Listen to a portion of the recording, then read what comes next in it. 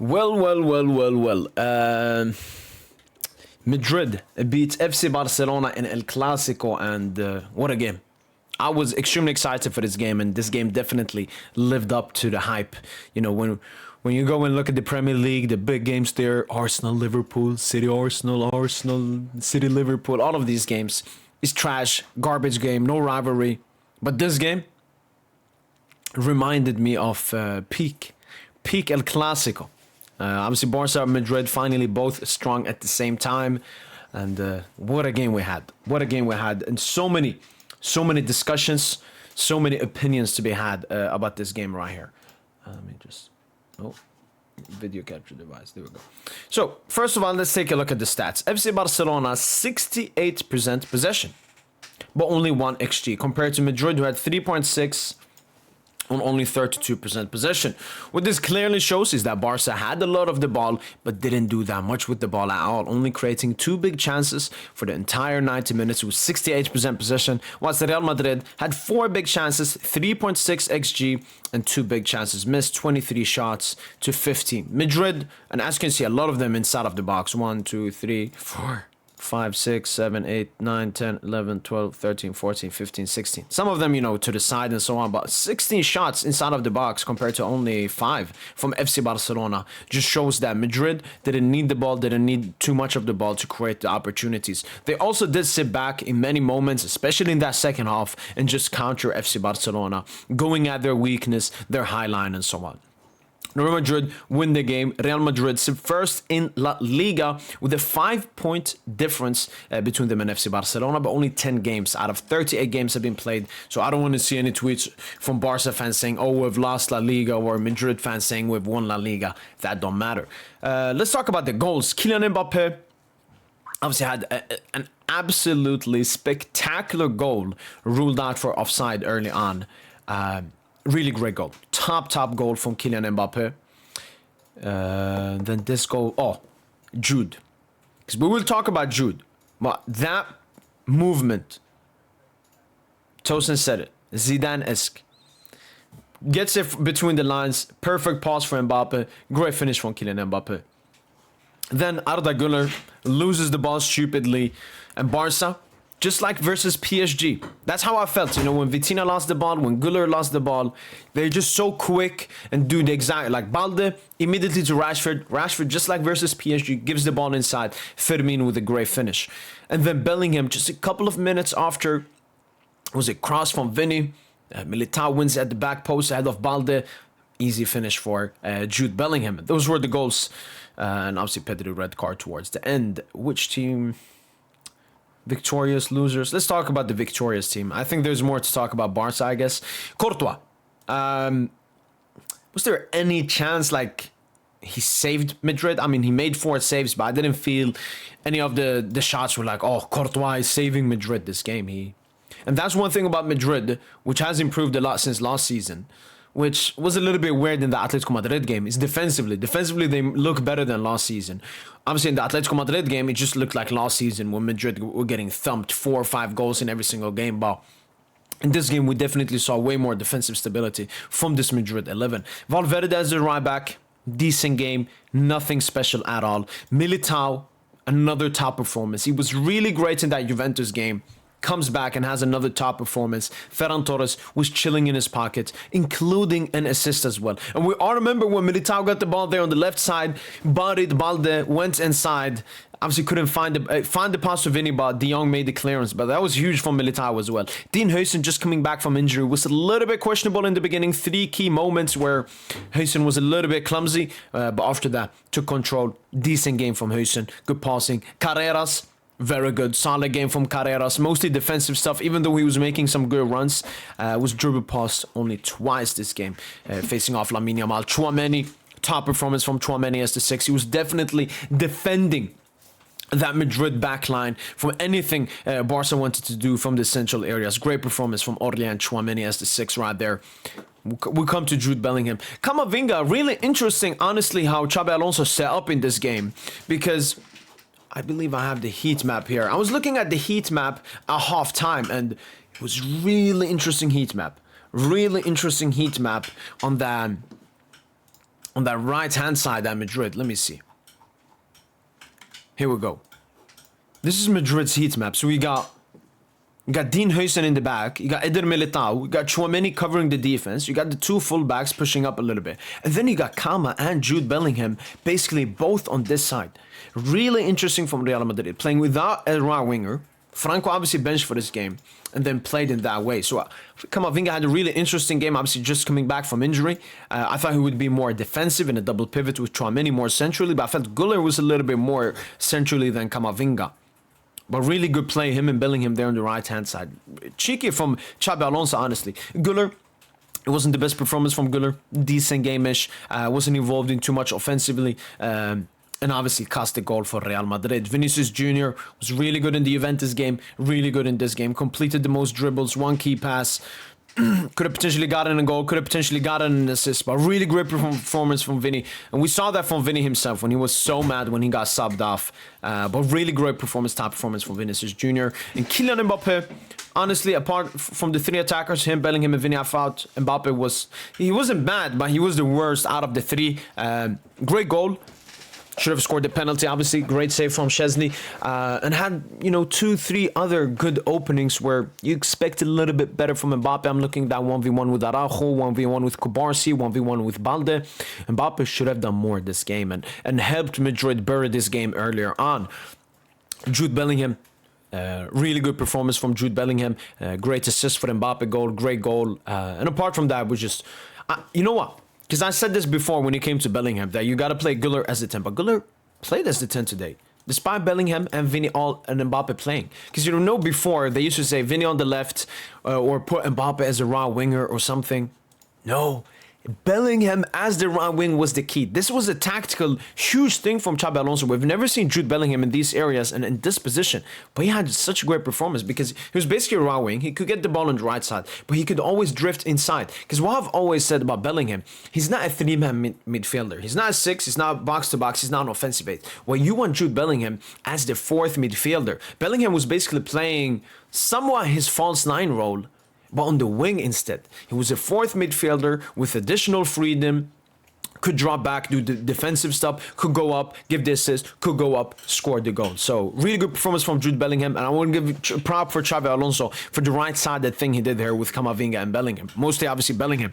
Going on to Barca, I thought Juan Garcia would be a big miss for FC Barcelona in this game, but Szczesny stepped up in the big game here. Obviously, 2 goals, so you don't blame it on him, but made some other great saves, and obviously saving a huge penalty. You don't see Mbappe missing penalties, especially in big games, apart from maybe Liverpool last season. So absolutely huge performance from Szczesny. The entire Barca defense, I wouldn't say they were bad. I would just say they were decent. Nothing special. Pedri, 6.4, red card. Won the most duels. Wow. I think Pedri was Barca's best player this game. He was trying. But obviously it was not enough to get the victory. But I don't know. This player is like he wasn't even bad this game. Let me even look at his stats. 3 chances created, 9 defensive contributions, 101 touches, 2 out of 2 accurate long balls, 7 tackles, 11 out. Look how many grand duels he attempted. Like Pedri was just a dog in that midfield. He was trying his best. Obviously, there have been way better Pedri performances, but I didn't feel like he was bad. He was the best Barca player this game. It's just unfortunate how they couldn't play on the same level. And then you got this De Jong, man. I don't understand why you have him on the pitch. I mean, he's just a walking cone. Yes, he has a lot of touches. Yes, he has a lot of passes. But what kind of impact does it lead to? We saw Barca have 68% possession this game. I mean, this is basically the De Jong performance. A lot of possession without any bite, without any teeth. That's De Jong, man. Still very surprised that this dude got extended by FC Barcelona. Going up in the attack, we'll leave him until to last. Ferran Torres, they tried to find him a couple of times, either when he was standing with his back to the goal, or when he made a run, just wasn't good enough. Militao physically just absolutely destroyed him. Fermin Lopez, great goal, had another good opportunity. The thing I like about Fermin Lopez, he plays with so much energy. He's always pushing. He's always trying to progress the ball. He's always trying to create something. Cheeky game from Fermin Lopez. Rashford, Good assist. But one thing I want to say about Rashford, sometimes I feel the same about Kvara at PSG. He's a little bit of a cuck. What I mean by that is he is underrating himself and overrating his teammates. I love that Rashford is playing more selflessly than he was a little bit ego more at United, but have a little bit of an ego. There was at least 2-3 moments where Rashford could have taken a shot, where Rashford would have taken a shot, but he didn't take the shot because he wants to, be a playmaker, look for his teammates. Rashford got to be a little bit more ruthless, especially when his other wing teammate is performing so badly. Rashford had to take the reins of this game and take control of it. Couldn't really do that in this game. And last but not least, Lamine Yamal. We can talk about two stuff. His individual performance and then obviously everything surrounding this game with his antics and what he said before the game and everything.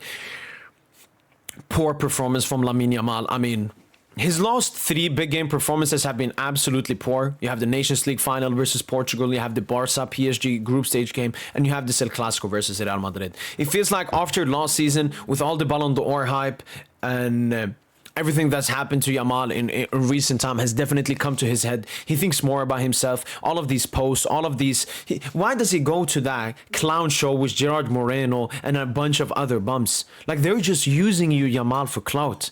You should know better. But that's the thing. This dude is not raised well. His father posted on Instagram, after this stinker and defeat, Yamal is only 18. See you at Barca. That is the mentality that has been ingrained from Yamal. It's his father's bum-ass mentality that has been ingrained. And it's very unfortunate that, he has this filthy mentality. But it was a really poor performance. How many dribbles did he attempt? Yamal is a volume dribbler. 8 dribbles. Probably more of them came towards the end of the game as well. He just wasn't trying. He wasn't even shot spamming as he usually does. Only 2 shots this game.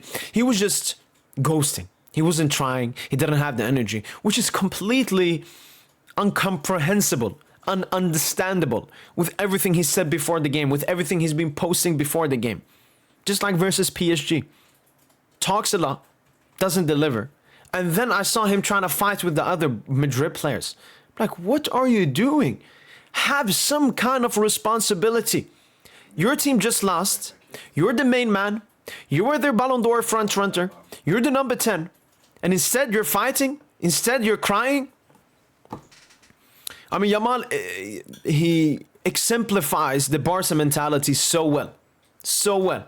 Talk so much shit. And then when it actually happens, don't take responsibility. Don't accept the truth. Don't be honest with yourself. And I've said this on Twitter. How Barca fans still haven't started the Yamal agenda is genuinely beyond me.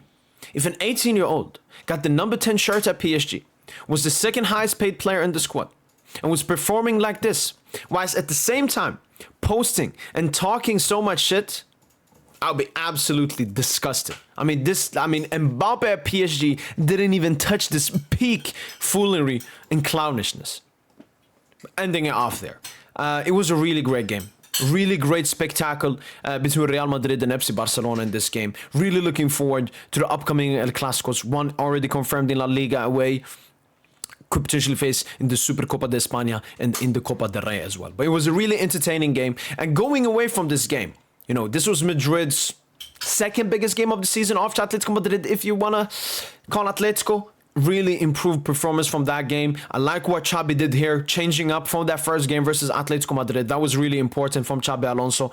And this is the most impressive performance from Madrid this season. I think they could have won more than just 2-1 if Mbappe scored the pens, if the attackers were a little bit more clinical, and even the goal they conceded was from an individual mistake. So I think this was a really impressive performance from Real Madrid, but there's still a way to go if they want to win the big ears, the Champions League. Barcelona, very, very, very questionable start from FC Barcelona so far this season. Yes, they are missing players, but when you look at this lineup, this is a lineup strong enough to beat Real Madrid. This is basically the same lineup they had in this Copa del Rey final. Because I remember Ferran started. I know that Rafinha started that game, but Rafinha was really poor in that Copa del Rey final. So you can't even do a player thingy.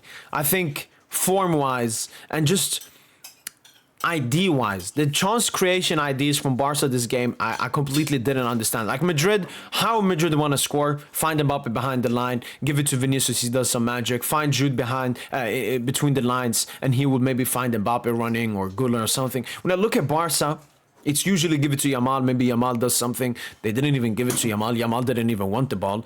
They were looking Ferran and Rashford behind the line. I don't know. Barca, maybe I have to make a separate video about it, but at the moment, it's going really bad at FC Barcelona, and it's really hard pointing out what's the main reason. It's obviously individual performance not playing at their level. It's maybe the tactics are a bit found out. The pressing is nowhere close as good as last season. The ruthlessness. You know, Barca was so ruthless last season. They were so hungry, so motivated. It feels like after, you know, winning the domestic treble, reaching the Champions League semi-final, Barca are a little bit, I don't know, comfortable. They're happy with what they did last season, whilst their full main aim should be on, you know, doing it this season. That's how it was at PSG. When we won everything domestically and reached the Champions League semi-final, we wanted to do that, but even better the season after. I don't know about the motivation and hunger from this Barca team as well, especially when their number 10 leader is doing clownish stuff like this. That's been it. Hopefully, guys have enjoyed this quick review. And as usual, allez, Paris.